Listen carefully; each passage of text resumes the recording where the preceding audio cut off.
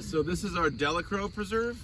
So this was the first parcel that Katie was able to buy outright. So the preserve is that chunk over there, right? So it's much smaller than our 600 odd acres of woodlands, but nevertheless it's pretty cool. Obviously, our other site was our woodland site is over there. This is the golf course that sparked all the concern when it started being built and chopped down all the forest, and so this is what drove a lot of the attention to this area in terms of development, in terms of fragmentation, in terms of destruction of the ecosystem, etc. And so so they're able to purchase. Now, ironically, we're in Orleans Parish right now, and you guys are standing on a city road, and this is a city road.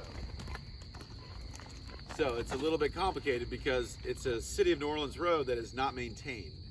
So it's kind of the worst of all possible worlds. It's a road that we can't change or do whatever to because it's a city road, but yet the city doesn't maintain. You've already seen the roads in New Orleans, so they're already, bumpy, messed up, that kind of jazz, and now it's out here, right? And so you cannot drive on this road. I mean, you can go, a couple hundred feet. This side over here you can't, but this side over here, it's just you can go down like a couple hundred feet, and then there's just too many like massive holes. Now it's full of water, but it would, even if it was dry, you'd dish out. So you can go down in a 4x4 and an off-road vehicle, but for that stuff. So we're actually in the city here. So the other great thing that acquiring this parcel has done is now we own land inside Orleans Parish, right? So Woodlands is just on the edge, like literally on the edge.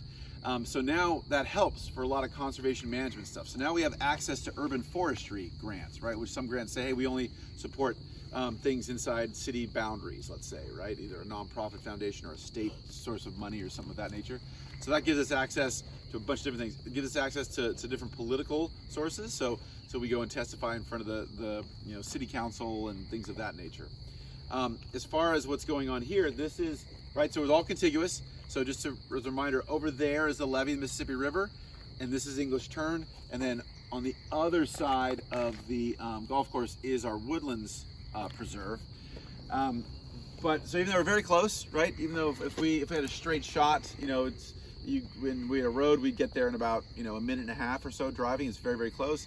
So we're talking about maybe like I don't know, what did you say, John? Like a mile, 2 miles, something like that. It's very, very close, but very different hydrology. Very different hydrology. So different elevation, and this forest in general obviously the hurricane hit all these areas, and the hurricanes hit all these areas. But even just looking from the road, you'll see I think you would agree, it looks very different, right? Mm-hmm. It's much denser. The top of the canopy is on average much higher, and actually we find the composition of the species here is also different than over at our woodland site. So John, do you want to talk about any of the other plant differences here, or any of the compositional stuff? Yeah. So in terms of the understory, it's a lot different. There's a whole lot less blackberry, and it's more open. So you walked in there, it would looks much more like a forest where you have lots of tall trees, and it's sort of very little stuff Park-like underground on the ground. So that's one big difference. And there's like a few species differences. So here's a tree that is at Woodlands, but it's not super common, but it's way more common here. This is black willow, and it's a big, tall, not this tree, but behind that tree. So unlike lots of the willows that there are that are sort of small, shrubby things, many of the willows in Southern California are sort of riparian, small shrubby things. These get to be big, tall, huge. There's water here. Honking trees.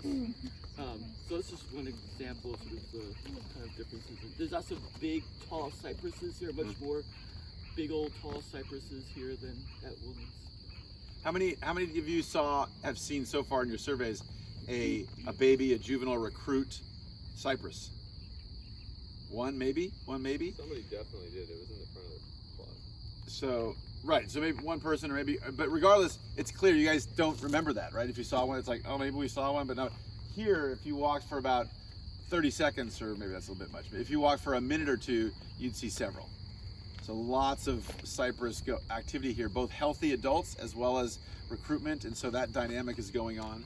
So this is our Delacroix Preserve. So why don't we take a quick 5 minutes, and you guys can just meander around a little bit and go check it out. Ideally, well, we will be surveying this site if we get you guys to finish stuff on a brisk manner.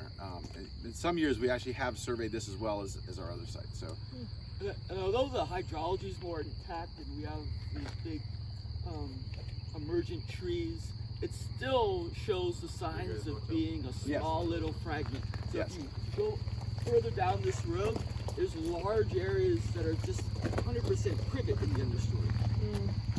So big thickets of the invasive privet. Good morning, people! Good morning!